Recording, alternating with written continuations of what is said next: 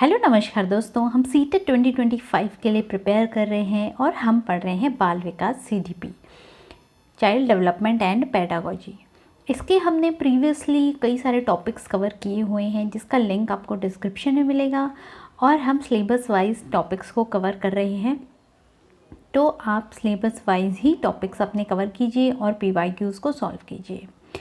आज का जो हमारा टॉपिक है वो इंटेलिजेंस है। इंटेलिजेंस क्या होता है और इंटेलिजेंस की कुछ जो थ्योरीज़ हैं वो हमने प्रीवियस वीडियो में भी पढ़ी है।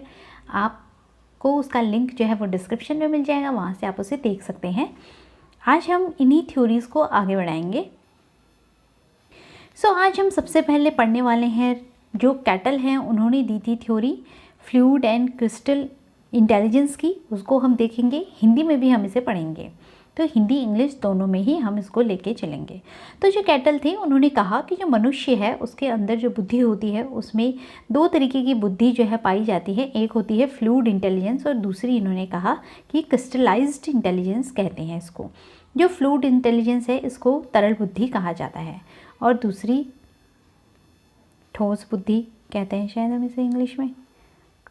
क्रिस्टलीकृत बुद्धि दूसरी को हम कहते हैं। तो यहाँ पर अगर हम देखें, सबसे पहला फ्लूइड इंटेलिजेंस को अगर हम देखें तो जो फ्लूइड इंटेलिजेंस होता है इसको इन्होंने कहा कि अगर किसी व्यक्ति की बुद्धि अगर फ्लूइड इंटेलिजेंस के पे बेस है तो उसमें जो एबिलिटी है वो कैसी होगी, एब्स्ट्रैक्ट थिंकिंग की एबिलिटी होगी और लॉजिकल जो उसका दिमाग है वो काम करेगा। और यहाँ पर क्या है, उसके पास कोई भी जो प्रायर नॉलेज है उसको प्रायर नॉलेज की रिक्वायरमेंट इस बुद्धि के अंदर नहीं होती है, ऐसा इनका कहना है कैटल का। इन्होंने कहा कि ऐसे व्यक्ति के अंदर एबिलिटी होती है कि वो थिंक कर सके, एब्स्ट्रैक्ट थिंकिंग। एब्स्ट्रैक्ट थिंकिंग क्या होती है, जो अमूर्त हमारा चिंतन होता है, जो कि चीज़ें हमारे सामने नहीं प्रेजेंट है बट लेकिन फिर भी उसके बारे में हम सोच पा रहे हैं। जैसे कि हमारे कवि होते हैं, लेखक होते हैं, उनकी थिंकिंग कैसी होती है, एब्स्ट्रैक्ट होती है। अमूर्त जो विचार होते हैं, थिंकिंग होती है, वो भी वो क्या कर पाते हैं, डेवलप कर पाते हैं। तो यहाँ पर जो भी कोई प्रॉब्लम होती है उसको लॉजिकली सॉल्व करने के लिए, एनालाइज करने के लिए इस बुद्धि का प्रयोग जो है वो किया जाता है। तो इनका कहना है कि जो ये वाली बुद्धि है ये जो बच्चा होता है, जो व्यक्ति होता है, उसके शुरू की एज में ही जल्दी डेवलप होती है। कौन सी वाली बुद्धि, हमारी फ्लूइड इंटेलिजेंस। तो जो एक प्रॉब्लम सॉल्विंग की जो एक अप्रोच है वो इसके अंदर इससे होती है डेवलप। अब यहाँ पर हम देख सकते हैं फ्लूइड इंटेलिजेंस के अंदर क्या है कि एक कैपेसिटी होती है रीज़न करने की, क्वेश्चन करने की, तर्क करने की क्षमता जो है इसके अंदर डेवलप होती है फ्लूइड इंटेलिजेंस में।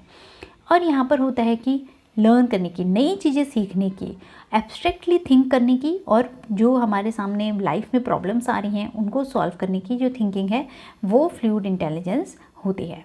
अब क्रिस्टलाइज इंटेलिजेंस क्या होता है, यहाँ पर हमारा जो पास्ट में हमने पढ़ा हुआ है, लर्निंग जो हमारी पास्ट का था, जो एक्सपीरियंस हमारा था उस पर ये बेस होती है, ये फैक्ट्स पे बेस होती है और ये एज के साथ बढ़ती रहती है। जैसे जैसे हमारी एज बढ़ेगी ये भी क्या होगी, बढ़ेगी। तो क्रिस्टलाइज जो इंटेलिजेंस है इसमें क्या होता है, हम सीखते हैं किसके थ्रू, पास्ट एक्सपीरियंस के थ्रू सीखते हैं। लर्निंग जो हमारी होती है उसको एक्वायर करते हैं हम नॉलेज को अपने चारों तरफ से, हमारे इन्वायरमेंट से। मेंट जो हमने कर रखी है वो इसके अंदर आती है। तो हम गेन करते हैं नॉलेज को और मेज़र करते हैं हम इसको, जो हमारे जनरल जो टेस्ट होता है इंटेलिजेंस का उसके थ्रू उसको हम क्या कर सकते हैं, मेज़र जो है वो कर सकते हैं।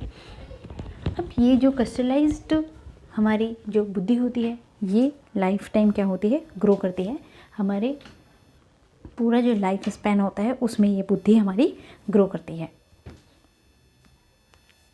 तो इसे हम हिंदी में भी पढ़ सकते हैं, हिंदी में भी सेम चीज़ें ही यहाँ पर लिखी हुई हैं, हिंदी में भी हम इसे देख सकते हैं। तो बहुत ज़्यादा डिफ़िकल्ट कुछ है नहीं इस बुद्धि में कि हमें बहुत ज़्यादा एफर्ट्स लगाने पड़े। तो हम एक चीज़ याद रखेंगे कि जो हमारी एफ से फ्लूइड इंटेलिजेंस है और सी से हमारी क्रिस्टलाइज्ड बुद्धि है। तो यहाँ पर एफ ए से हम इसे याद रखेंगे, एफ ए जहाँ पर कि हमारी एब्स्ट्रैक्ट थिंकिंग की बात हो रही है और किसकी बात हो रही है, हमारे पास जो प्रॉब्लम सॉल्विंग की अप्रोच है वो यहाँ पर होती है। और एफ ए से हम इसे याद रखेंगे एब्स्ट्रैक्ट थिंकिंग, इसको हम याद रखेंगे सी पी से, क्योंकि यहाँ पर हम क्या कर रहे हैं, प्रायर नॉलेज को यूज़ कर रहे हैं सी पी। प्रायर नॉलेज और जो भी हम एक्वायर्ड हमारी नॉलेज होती है उसको हम इसके अंदर यूज़ करते हैं, तो इसे हम CP से याद रखेंगे। तो यह हुई हमारी एक थ्योरी। दूसरी थ्योरी आज हम देखने वाले हैं वर्णन की थ्योरी। जो वर्णन की थ्योरी है, वैसे सीटेट में बहुत ज़्यादा क्वेश्चन इनसे नहीं पूछे जाते हैं, अदर टेट में हम देख सकते हैं कि किसी टेट में आ जाए क्वेश्चन, या और जो टीचिंग से रिलेटेड एग्जाम है उनमें पूछ लिया जाए। तो जो वर्णन की थ्योरी है ये गैप फिल करती है। हमने 2 थ्योरीज पढ़ी थी, एक तो हमने पढ़ी स्पीयरमैन की थ्योरी जिसमें उन्होंने 2 फैक्टर दिए थे। उन्होंने कहा था कि हर किसी के अंदर एक जनरल इंटेलिजेंस तो होती ही होती है और उसके साथ साथ एक स्पेसिफिक इंटेलिजेंस जो है वो भी होती है। अब इन्होंने ऐसा भी कहा था जो स्पीयरमैन है कि एक व्यक्ति के अंदर एक से ज़्यादा भी स्पेसिफिक इंटेलिजेंस हो सकती है, कि बच्चा कोई भी व्यक्ति जो है स्पेसिफिक जो हम काम करते हैं, जैसे कि कोई कवि है, कोई लेखक है, कोई टीचर है, तो उसमें एक से ज़्यादा गुण भी हो सकते हैं, स्पेसिफिक एबिलिटीज़ भी हो सकते हैं। एक्चुअली इन्होंने इंटेलिजेंस नहीं कहा था इसको इन्होंने स्पेसिफिक एबिलिटी कहा था कि हर किसी के अंदर कुछ ना कुछ स्पेसिफिक एबिलिटीज़ जो है वो होती है। तो यहाँ पर अब जो वर्णन की हायरार्की वाली थ्योरी है, ये जो है एक तो स्पीयरमैन की जो 2 फैक्टर थ्योरी है उसको, और जो यहाँ पर थर्स्टन ने दी थी मल्टीपल इंटेलिजेंस, जो हमने पढ़ा मल्टीपल फैक्टर जो थ्योरी दी थी थर्स्टन ने, जिसमें कि हमने थर्स्टन के अंदर 7 मेंटल एबिलिटीज़ पढ़ी थी, उसको भी आप ज़रूर देखिएगा, ये भी पूछ लिया जाता है।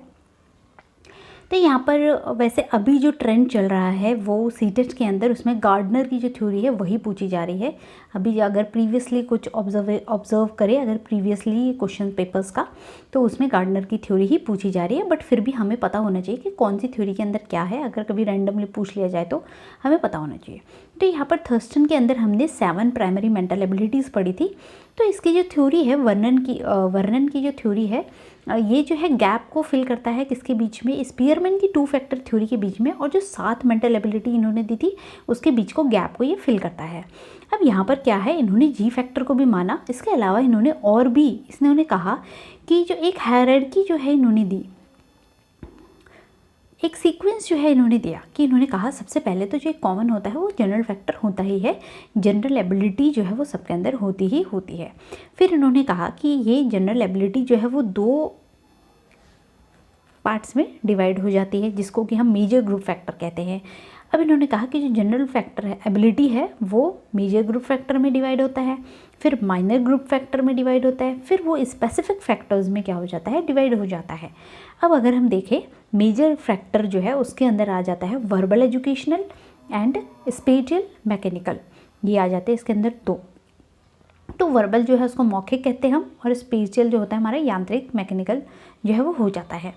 अब माइनर है, इसके बाद जो वर्बल एजुकेशनल होता है वो देखिए फिर से डिवाइड हो गया है क्रिएटिव, वर्बल फ्लुएंसी में और न्यूमेरिकल फैक्टर के अंदर।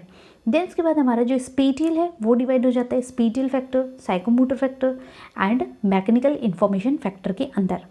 अब उसके बाद ये सारी जो होती हैं फिर से डिवाइड हो जाती हैं। माइनर ग्रुप फैक्टर जो था वो फिर से डिवाइड हो जाएगा स्पेसिफिक ग्रुप फैक्टर के अंदर, जो कि छोटे छोटे फैक्टर्स जो हैं उनके अंदर डिवाइड हो जाते हैं। तो ये हायरार्की जो है इन्होंने दी थी, सीक्वेंस जो है इन्होंने दिया था वर्णन ने। तो ये हमने देख लिए सारे ही कि किस तरीके से ये जो है डिवाइड रहते हैं। इसे हम हिंदी में भी देख सकते हैं। हिंदी में भी यही है कि जो थर्स्टन और स्पीयरमैन की जो थ्योरी है उसके बीच का गैप जो है ये फिल करता है, भरता है। उसके बाद हमने जी फैक्टर देख लिया। जी फैक्टर में जो है एक क्या होता है, ये सबसे शीर्ष पर होता है, सबसे ऊपर हमारा क्या होता है, जी फैक्टर होता है, और संज्ञानात्मक जो हमारे कार्य होते हैं उन सभी को ये प्रभावित करता है।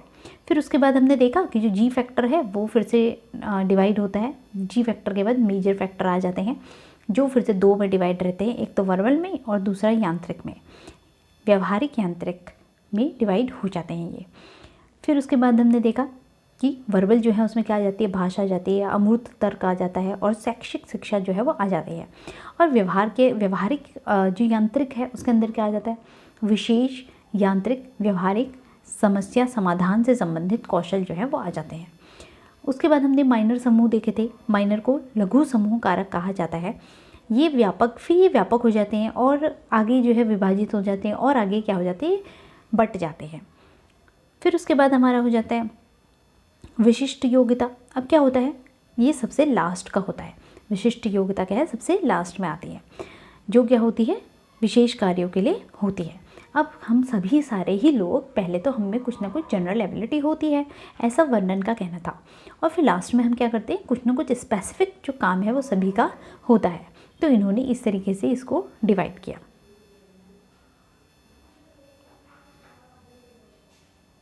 सो ये इंग्लिश में भी देख सकते हैं आप। यहाँ पर जो हाईएस्ट लेवल है वो जी फैक्टर हो जाता है हमारा, जो कि लार्जेस्ट सोर्स होता है। फिर उसके बाद हमारा नेक्स्ट लेवल क्या था, मेजर फैक्टर था, जहाँ पर कि वर्बल, न्यूमेरिक और एजुकेशनल जो है लेवल आ जाते हैं, जिसके अंदर 3 लेवल में फिर से ये डिवाइडेड था, जैसा कि हमने चार्ट में भी देखा। फिर उसके बाद हमारा जो इसी का पार्ट था, बाइनर के अंदर आ जाते हैं फिर हमारे। फिर नेक्स्ट में इसी के पार्ट में क्या था, प्रैक्टिकल, मैकेनिकल एंड स्पेशियल जो फिजिकल एबिलिटीज़ हैं वो आ जाती है इसके अंदर। फिर नेक्स्ट लेवल माइनर ग्रुप था हमारा, जिसमें कि ये डिवाइडेड रहता है, फिर से ये माइनर ग्रुप में क्या हो जाता है, डिवाइडेड हो जाता है। देन उसके बाद जो माइनर ग्रुप्स होते हैं वो स्पेसिफिक जो हमारे कैरेक्टर्स होते हैं उनमें ये फिर से क्या हो जाता है, डिवाइडेड हो जाता है। सो आज की वीडियो में हमने वर्णन की थ्योरी देखी, और जो हमारा क्रिस्टल और फ्लूइड इंटेलिजेंस है जो कि कैटल ने दिया, उसको हमने पढ़ा, जो कि जिनको हमें बहुत ज़्यादा डीपली नहीं पढ़ना है, जितना हमने देखा है वीडियो में उतना सफिशिएंट है किसी भी एग्ज़ाम में अगर आता है तो। अब यहाँ पर हम इसके बाद वाली जो थ्योरी हमारी रहती है, हार्वर्ड गार्डनर की थ्योरी है, स्टर्न जो है उनकी थ्योरी है, और हम टाइप्स ऑफ इंटेलिजेंस भी देखेंगे जो कि थॉर्नडाइक ने दिया था और उसके साथ ही हम जो PYQs हैं उनको भी सॉल्व करेंगे। सो अगर आपको आज का वीडियो पसंद आया हो तो लाइक जरूर कीजिए, चैनल सब्सक्राइब नहीं किया तो सब्सक्राइब जरूर कीजिएगा, और अपने फ्रेंड्स के साथ शेयर जरूर कीजिएगा। Thank you for watching. And इसका जो PDF है वो आपको टेलीग्राम चैनल पे मिलेगा, और टेलीग्राम चैनल का लिंक आपको डिस्क्रिप्शन में मिल जाएगा, वहाँ से आप उसे ज्वाइन कर सकते हैं। Thank you.